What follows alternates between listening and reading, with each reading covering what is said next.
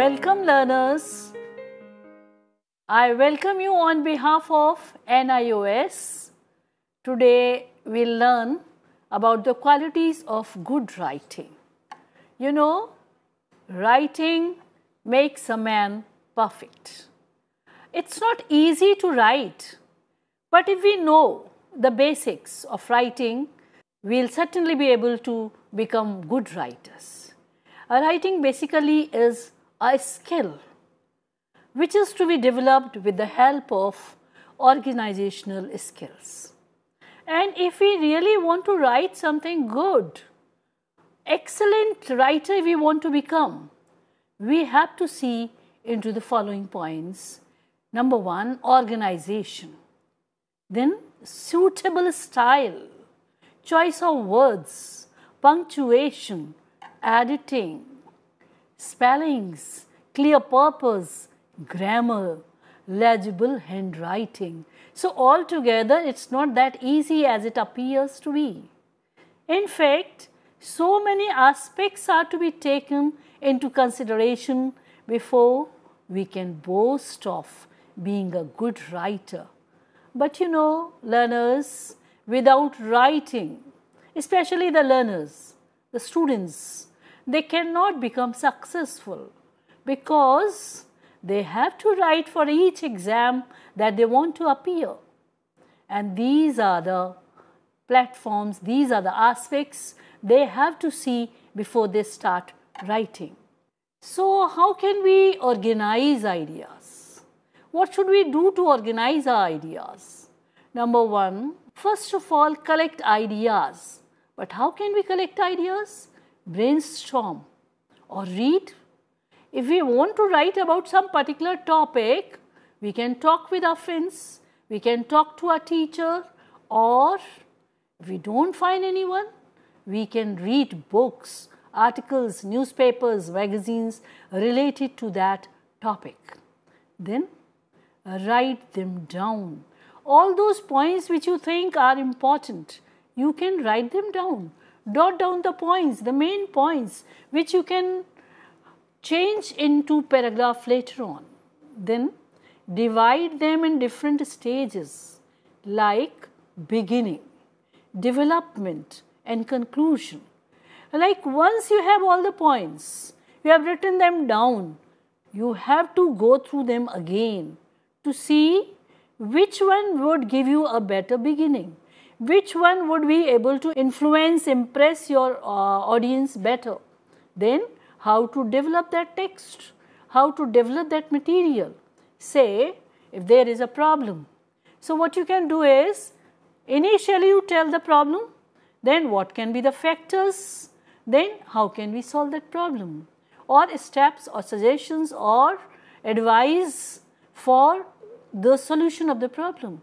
And then finally, whatever is your opinion about that problem, you can write as conclusion. After you have pointed out, after you have noted down the beginning, the development and conclusion, arrange the points in a particular correct order. So wherever you have written the number points, you put down a number there so that there is a sequencing.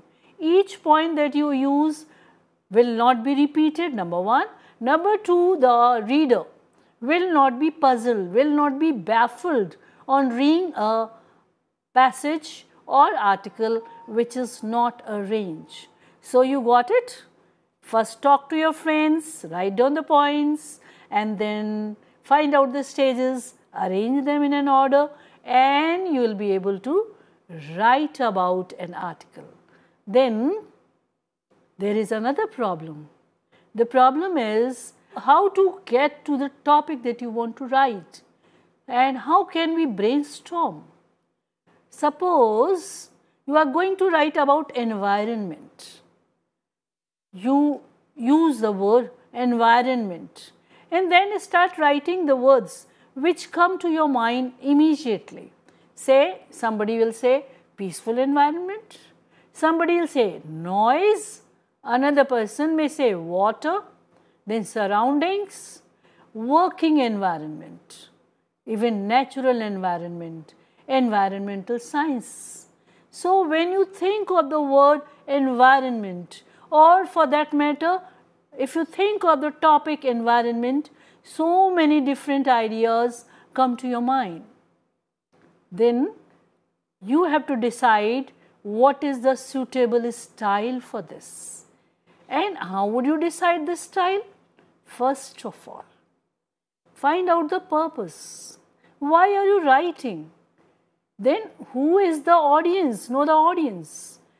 Like if your readers or the people who you think are going to read, they are going to read their topic, the language, the words should be easy for them to understand. Know the level of audience, means how much can they grasp. Suppose you are writing an article which you think is to be read by scientists, then the terms you can use scientific terms. But if it's a general audience, if it's children, so rather than using big scientific terms, you can use simple words. Instead of saying H2O, you can say water. That will make it very simple. So then know the situation. Maybe the situation is different, and for that situation you have to decide what is going to be your style. Then know the format. Say if you are writing a notice, a message, a telegram, an article, letter, invitation, what is the format for that which you are going to write. So unless you know the format, suppose you are about to write an invitation, and instead of invitation, if you write it in the form of a notice, it will no more be a request. It will become like a command, and maybe people won't like it. It may appear to be rude. So you should know the format for the purpose for which you are writing. Then choosing the word, choice of the words. Choose appropriate word. There are so many words for the same word. You can say good. How was the food? Good. How was the exam? Good. How was the weather? Good. But if you say tasty food, if you say fantastic mood, or if you say pleasant weather, certainly your writing work will become a better writing work. Then avoid unnecessary words. Sometimes we use the words which are not required because the words we have used, they have already conveyed the meaning. So the words which are not required, simply beating about the bush, should be avoided.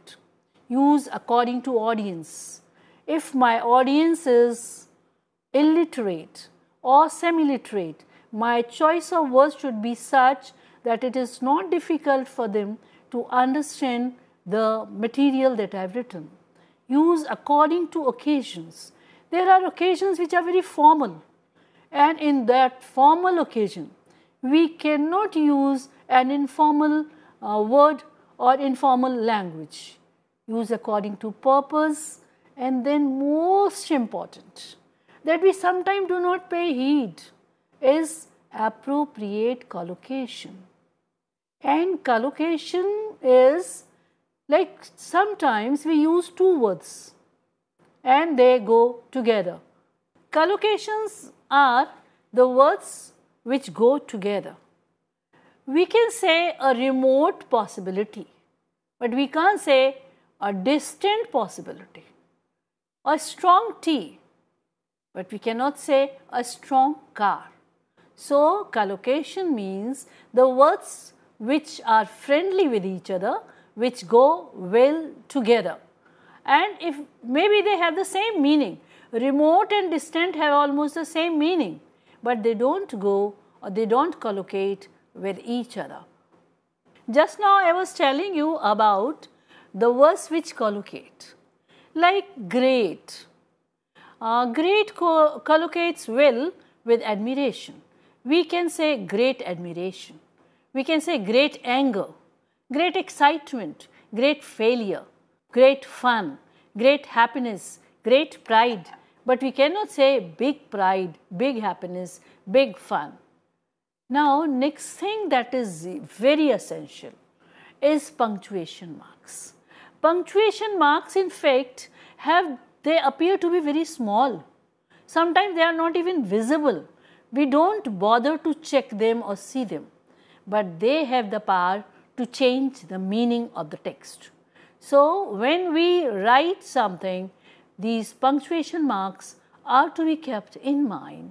The boss which controls the sentence is full stop, then comma when we have not completed our work, then question mark, exclamation mark to show surprise, then colon, semicolon, single quotation marks, and then double quotation marks, parenthesis, hyphen, ellipsis, apostrophe. Apostrophe, it appears to be a comma over a word, but if it is not used properly, if we say Mohan's book, so after Mohan we will put an apostrophe comma and then S, which will show the relationship. So, all these punctuation marks, they play a very important role. Even the capital words, they also are very important. We should know when we write, like when we are speaking. Nobody bothers about your punctuation marks, though it comes in your tone. But when we are writing, capitalization of letters like the beginning of sentence, the proper nouns, the names of the rivers, etc., all these are to be written in capital letters. Then we come to correcting errors. So, if we have written something and we think it is correct, then we are wrong learners, because we have to edit it ourselves first. Because when we are writing a particular point in the flow of emotions or in a flow, we are likely to make errors. So, first of all, when we are editing our own text, we have to first check whether the verb is in agreement with subject. Like, if the subject is plural, the verb form has got to be plural. We cannot say boys plays, it's boys play. We cannot say children writes, because children is plural, so the verb write will also be in the plural form, and that is write. Then singular and plural forms of noun. So, subject and verb agreement, say if you have the plural of pronoun they, so you will not say they is, they are.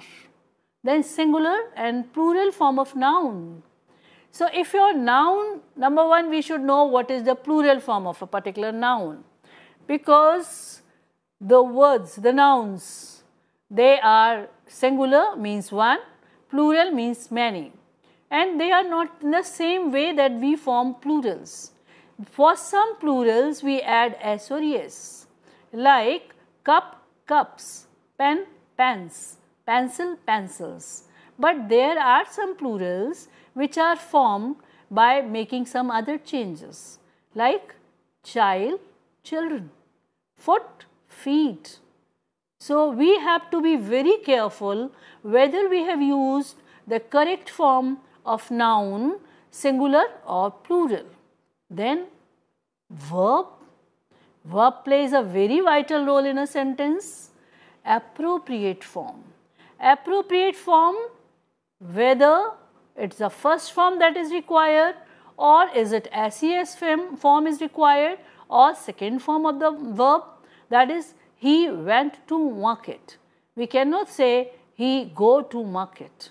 So, then third form of the verb, or has been, had been, has, have, had, all these forms are to be checked carefully. Then the most dangerous thing that frightens the children is tense. It's not that difficult. Don't be tense on seeing the word tense. Tense in fact shows time. If you show a wrong time, the whole text will go waste. Say your mother is asking for you for food, and instead of saying I will come just now, if you say I came and had my lunch, sorry, you won't have any lunch. So time, tense is to be used correctly. Correct form of adjectives. Whether we will be using full here, whether it will be beauty and beautiful, or it will be other suffixes added to the adjectives, or comparative and superlative degrees of adjectives. Then right form of pronouns. They are very small family in the parts of speech, but without them we cannot write something correctly, because they are the part of almost each and every sentence. So whether we will be using word like he or him, whether it is going to be the nominative case, means it will be he. If I say he goes to school, but I can't say him goes to school. And then correct spellings. And here we are going to check something. Let us see how can we add it. So when it comes to editing, most of the people, they feel whatever they have written is correct. They can check what others have written and find errors, but not in what they have written. So here is a very small exercise for you. What you have to do is, number one, find out the error, write it correctly, and write down why it is wrong. How would you justify? For example, one of my servants tell me. So what is the error here? Tell. One of my servants tells. So it is one. Not the verb will be according to the word one and not the plural form of servants. So one of my servants tells me. Then second, I and he are brothers. So how can we correct it? Yes, try. We never use first person. Whenever first person is used along with second or third person pronoun, we always use first person in the end. Then, none of us have seen him. None of us has seen him. Have will be wrong. Open your book at 6th page. That's wrong. Open your book at, yes, at page 6. Very good. Now, again, sometimes we write extra words. We don't bother that somebody has to waste the energy for reading those words which are not adding to the meaning. So here is a text, a very small text. Sometimes I was hold a class to with the donkeys, the which are only washerman brings to carry away the some dirty and unclean clothes. A number of words are used here extra. Sometimes I hold, not I was hold. A class to and with. What is this? Both the prepositions are used together. So only one preposition. Sometimes I hold a class with the donkeys. Then again there are two words, the and which.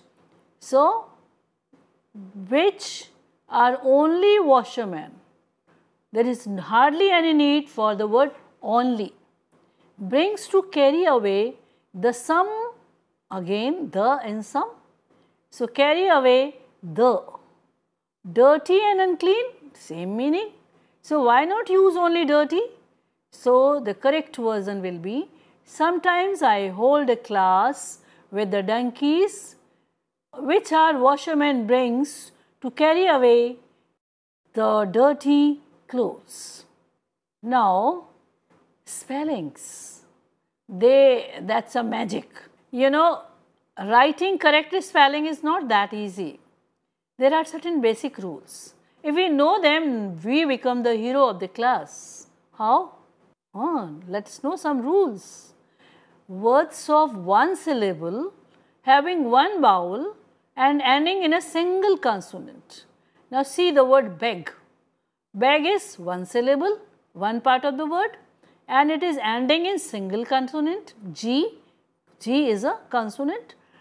Double the consonant before a suffix beginning with a vowel. So we have the word beg and we added ed to it, and after adding ed we double the letter G, that is G. Next example, knit. Knit is again a single syllable ending with a consonant. So the moment a suffix was added, another part, that is ing part, was added with a which begins with vowel. So what we did? We doubled the letter T. So the word became knitting. Words ending in double E, do not drop E before a suffix. So the example is agree. It has got double E. So when we added another suffix, that is meant, we didn't drop that out. So we keep it with us. Agreement. Foresee. When ing was added to it, it still is foreseeing, having both the C's with it intact. Now another rule is words ending with Y. If following a consonant, change the Y into I before any suffix. For example, carries, it ends with Y, and when ed is added to it, this Y is changed into IED. Yes, what are the other examples? COPY, copy, added ed, copied. Hurry, hurried. Happily, happily. Reply, ed, replied. So now whenever we find a word ending with Y and where a suffix is to be added, we'll change the Y into I. Then another, when full is added to a word, the second L is dropped. And we can say full is never full when it added to another word. So beauty and full. But when we write the word beautiful, it's not full, it's beautiful. So full doesn't have double L, it is single L. Useful. So the word is useful, single L. Houseful, single L. Wonderful, single L. So if you think full has got double L and whenever you are going to add it to the word, full will remain full. No, one L will be dropped. So words ending in E, following a consonant, drop the E if the suffix begins with a vowel. Love, it has got E in the end. When we add ing, this E is dropped. Move, it ends with E. We have added A-B-L-E, suffix beginning with A. So we have removed the E from here. Likewise, hate, and when we added ing, it became hating. So no E is to be used when a word ending in E and it is followed by a consonant, drop the E. Then purpose of writing. Why are we writing it? Then choice of words, style, format, all will depend on the purpose of the writing. If you are not clear why are you writing, certainly you will never be able to give a very good text. So first of all, ask yourself, why am I writing? Then be clear whether I am writing a letter, a report, an essay, a debate, or a notice, or an invitation, or a story, or an article. So if I am clear about it, the task will become easy for me to write. Then grammar. Grammar, it's not easy to write grammatically correct sentences because you have to use correct parts of a speech. Then their appropriate usage. And for that, you have to know the basic rules of grammar. Then certainly you will be able to write grammatically correct sentences. And how can you write grammatically correct sentence? What will make you a good writer? First, free of errors in grammar and punctuation. Then, conform to the conventions of standard English. Then, sensitive to the level of formality required. Convey a clear sense of the writer's purpose. Convey, why are you writing? And then you should know whether the text you are writing, article you are writing, material you are writing, that has got a standard English or not. Grammar is used correctly or not. Punctuation marks are used or not. Then carries out an effective strategy in terms of developments of thoughts and arguments. Maybe your material is grammatically correct, but if you are not able to communicate what you want to say, if it's not in the proper order, if the sequencing is not done, development of the thought is not proper, then it will not be a good piece of writing. Then if you want to become good writer, demonstrate good style, which can be learnt by reading a lot of material, engaging the reader with its use of diction and punctuation. Play with words, use words which are simple to follow and which give proper meaning to your written work. Then tips for good writing. Good writing breaks into 4 tasks. It's not difficult also if we know the basics, if we are clear, it's not that difficult, it's not that frightening. So these are my tips, learners. First of all, you break your writing task into 4 tasks. Decide what you are going to say. Then concentrate on what you have to say so that you are able to form an idea. Make grammatically correct sentences. Arrange the sentences in proper order. Thank you so much.